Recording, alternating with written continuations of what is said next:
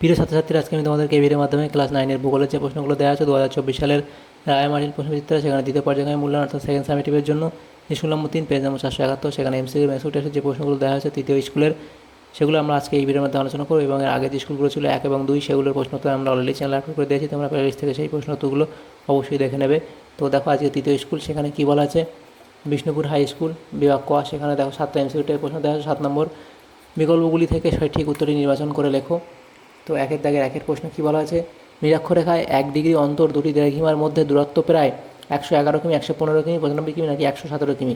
সঠিক উত্তর option A 111 কিমি। নেক্সট প্রশ্নে বলা আছে, ভূপৃষ্ঠের সমান্তরাল দুটি ফাটলের মাঝের অংশ উঠে সৃষ্টি হয় ক্ষয়জাত পর্বত, সঞ্চয়জাত পর্বত, স্তূপ পর্বত নাকি ভঙ্গিল পর্বত। সঠিক উত্তর অপশান সি অর্থাৎ স্তূপ পর্বত।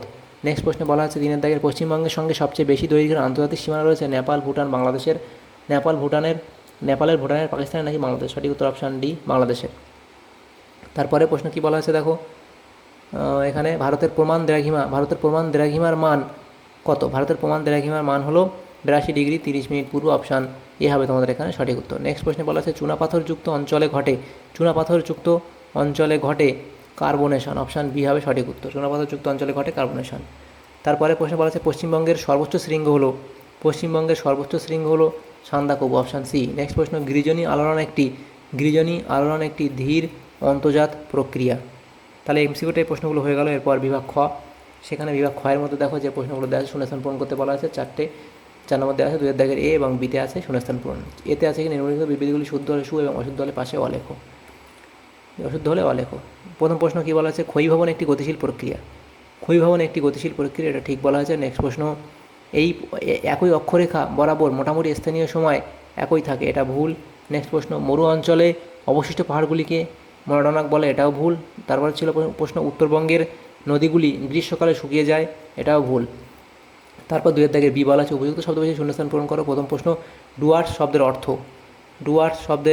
অর্থ দ্বার বা দরজা। ডুয়ার্স শব্দের অর্থ দ্বার বা দরজা। নেক্সট প্রশ্ন কী বলা আছে, আবহাওয়া বিকারের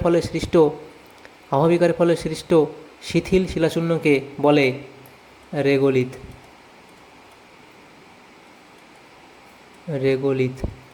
নেক্সট প্রশ্ন, ভারতের দাক্ষিণাত্য মালভূমি ড্যাশ শিলা দ্বারা গঠিত। ভারতের দাক্ষিণাত্য মালভূমি ব্যাসল্ট শিলা দ্বারা গঠিত। নেক্সট প্রশ্ন, সূর্যের উত্তরায়ণের শেষ সীমা হলো ড্যাশ রেখা। সূর্যের উত্তরায়ণের শেষ সীমা হলো কর্কটক্রান্তি রেখা। তারপরের যে প্রশ্নগুলো আছে দেখো বিভাগ গ এর মধ্যে, সেখানে বলা আছে নিচের প্রশ্নগুলোর উত্তর দাও যে কোনো 4টি। তো 4টে প্রশ্ন 2 নম্বর করে 8 নম্বর নববিভাজন করা হয়েছে। প্রথম প্রশ্ন, প্রতিবাদ স্থান কাকে বলে? ভূপৃষ্ঠের উপর অবস্থিত কোনো বিন্দুর ঠিক বিপরীতে অবস্থিত ভূপৃষ্ঠের অপর বিন্দুকে প্রতিবাদ স্থান বলে। দ্বিতীয় প্রশ্ন ছিল, ব্যবচ্ছিন্ন মালভূমি কাকে বলে? নদী প্রবাহ, বায়ু প্রবাহ, হিমবাহ, বৃষ্টির জল প্রভৃতি প্রাকৃতিক শক্তির দ্বারা কোনো প্রাচীন ও বিস্তীর্ণ মালভূমি ক্রমশ ক্ষয়প্রাপ্ত হলে এক বা একাধিক নদী ও তাদের শাখা প্রশাখা ধীরে ধীরে মালভূমিকে ছোট ছোট অংশে বিচ্ছিন্ন করে ফেলে। এইভাবে কোনো বিস্তীর্ণ মালভূমি অঞ্চল সংকীর্ণ নদী উপত্যকার মাধ্যমে বিচ্ছিন্ন হলে তাকে ব্যবচ্ছিন্ন মালভূমি বলে। নেক্সট প্রশ্ন, সুন্দরবন অঞ্চলের নদ নদীর বৈশিষ্ট্য লেখো।